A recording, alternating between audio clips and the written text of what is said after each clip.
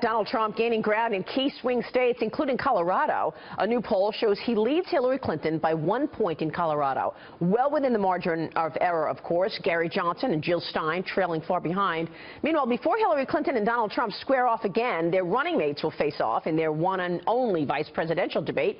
Democratic Senator Tim Kaine and Republican Governor Mike Pence getting ready for their turn in the spotlight this Tuesday night. Democratic Congresswoman Diana DeGette of Colorado is House Chief Deputy Whip and a Clinton campaign supporter. Congresswoman, good to see you. Thanks so much for joining us. Good morning, Maria. Great to be with you. So let's talk about Colorado. You probably are surprised by these numbers. Did you ever think it would be this close?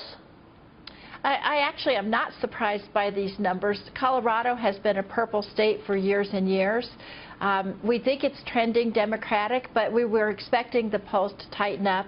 Right now, here in Colorado, just like a lot of the other swing states, the whole game is the ground game. How can you get your voters out to the polls?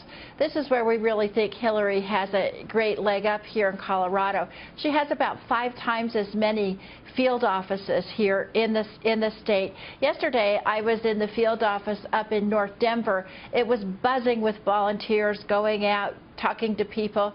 Our balloting starts in about 2 weeks. So the ground game is really important in states like Colorado right now. So what does Hillary need to do to get a stronger hold on Colorado, do you think? Donald Trump obviously spending time there and has been effective, and now he's up. Well, we're also going to be seeing a lot of appearances from the Clinton campaign. We've already had Secretary Clinton here. We've had President Clinton. In about a week, Tim Kaine will be back in Colorado. So we'll have a lot of surrogates and the candidate herself coming through. The messages that resonate with Coloradoans are that we need to build all Coloradoans up. We need to build everybody's income. We need to think about college affordability. We have a large number of millennials moving into Colorado, and they're concerned about college affordability and issues like that. So she needs to continue to get her message out. We need to continue to work. I will tell you, yesterday, though, the enthusiasm that I saw among these young volunteers was really heartening to me, because Bernie, of course, had a big presence here in the primary, and it seems like they've all shifted over now to strong support for Hillary. You know, it's interesting because the Bernie Sanders supporters are all up in arms now about another comment Hillary Clinton made. She said Bernie Sanders supporters are living in their mother's basement, which is, of course, when her mic was hot yesterday. That's been trending. What does she need to do to really lure that voter who, on and on, we hear from millennial voters, and they say, I'm just not going to come out. I'm going to stay home and not vote at all. Hillary Clinton is actually being empathetic with those younger voters who are forced to live in their parents' basements and whose votes need to rise along with everybody else as we put together economic programs that are going to benefit all Americans. These millennials, they're trying to pay off college loans. They're trying to buy houses. Right. These are all things that Hillary Clinton has programs for. So she's actually sympathetic to them. Congresswoman, you're right. It's an economic issue. That's what's most important to voters today. And when you look at Donald Trump's economic plan, he wants to lower taxes. He wants to roll back regulations. Very simple, very straightforward. Hillary Clinton does not have as cohesive a message. Can you tell us in a couple of lines how she plans to create jobs and move the needle on economic growth? We just got the GDP last week, Congresswoman, and we're still at 1.3%, 1.4% growth. That's not going to create jobs.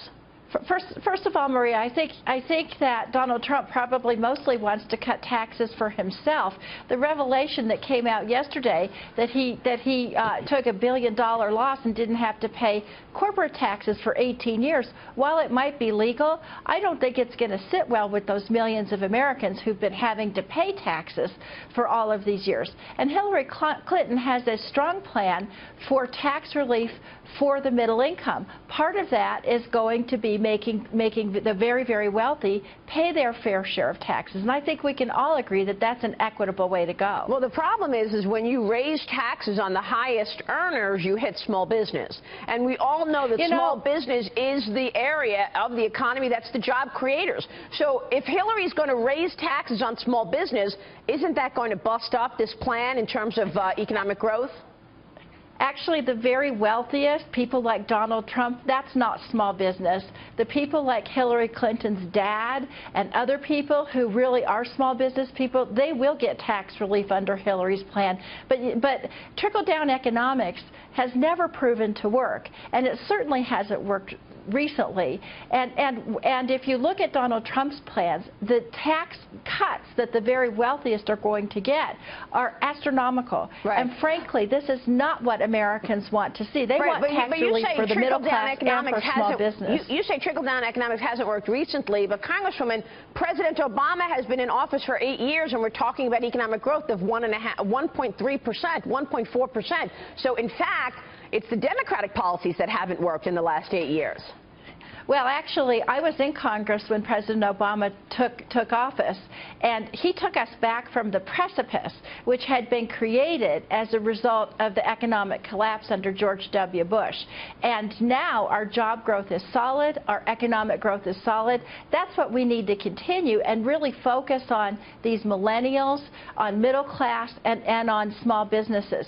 So Hillary has a whole plan that people can look at, but certainly giving more tax cuts to billionaires like Donald Trump is not going to be the solution. All right, we will leave it there. Congresswoman, good to have you. Thank you so much for joining us. We appreciate it. Great being with you, Maria.